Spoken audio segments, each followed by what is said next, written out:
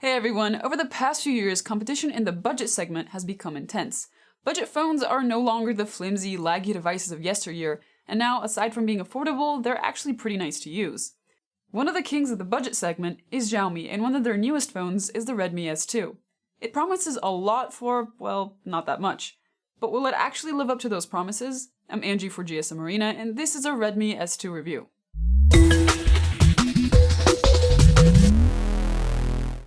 The Redmi S2 is a curious beast. Despite its plastic construction, it does its best to fake the metal look, and it even sports fake antenna lines for decoration. The camera placement and design is clearly inspired by the iPhone X. However, unlike the iPhone, it has a fingerprint reader on the back and it's quite accurate. An added benefit of the plastic back is that it doesn't pick up fingerprints very easily and it's less likely to break if you drop it. However, keep it away from water since it doesn't have any IP-rated protection. It's comfortable to hold and buttons feel nice, but it's a bit wider than most present-day phones due to the generous screen bezels. It'll probably be a two-handed device for many people. Xiaomi was among the first phone makers to have tall displays, so it's no surprise that the almost 6-inch LCD panel has the modern 18:9 form factor. It's a bit too large for the 720p resolution, and the pixel density is a bit low. All the same, we didn't spot any pixelization. The screen's contrast ratio isn't the best, but the screen offers decent color rendering, especially when you switch from auto contrast to standard, which reduces the bluish tint. Sunlight legibility is nothing to write home about, but the phone is still usable outdoors. The audio from the speaker is quite loud, although the sound itself isn't particularly rich. However, sound through headphones was very accurate, so music lovers, you're covered. You don't even need a dongle. But before anyone feels left out, music haters are also covered. The phone features an on-screen silent mode toggle. As the name implies, it shuts off all the audio the phone is producing, even music you're listening to. The phone comes with either 32GB or 64GB of storage. In both cases, you get a card slot, so you'll be hard-pressed to run out of space for videos or music.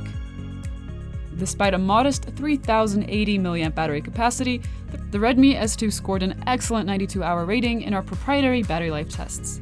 Unfortunately, the phone lacks quick charging, and the supplied micro-USB charger can only boost your battery up to 30% in half an hour. The Redmi S2 sports the Snapdragon 625 with either 3 or 4GB of RAM. Even though this chipset is better known for its power efficiency than its performance, it still allows the Redmi S2 to outperform every device in its price segment aside from the Realme 1. Part of this comes from the 720p screen, which needs less oomph to render games. Also, the phone doesn't heat up and it sports enough RAM for the phone to handle 15 apps open without a slowdown.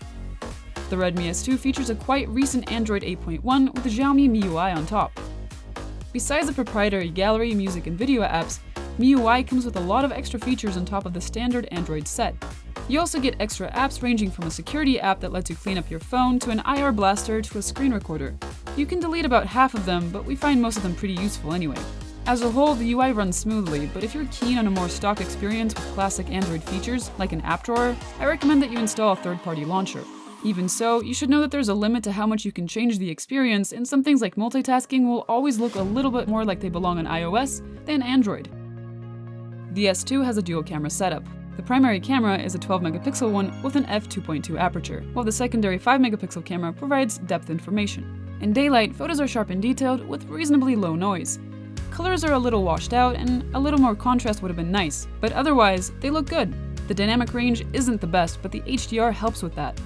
In low light, images are soft and there's a lot of noise. The automatic HHT mode helps reduce some of the noise, so it's worth keeping the mode enabled. In portrait mode, it takes a while for the camera to apply the depth effect. But if you're patient, samples turn out pleasant, and ours had mostly accurate edge detection and blur effects.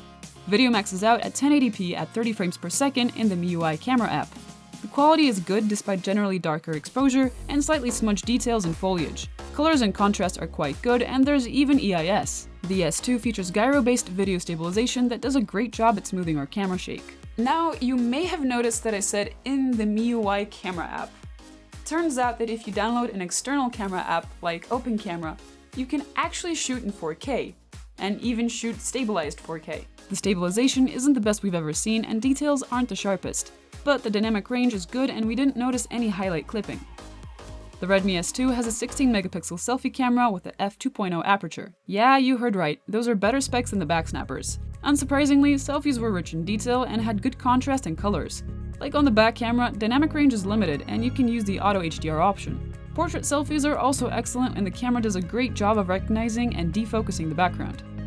At this point, it's pretty much common knowledge that when you get a budget device, you're gonna have to make a few sacrifices. But in this case, Xiaomi has kept those sacrifices to a minimum. You get a large screen, good performance, and even 4K video for less than $150 US. It's an easy recommendation, and it makes me super excited for the future of budget phones, especially in contrast to the eye-watering prices of current flagships.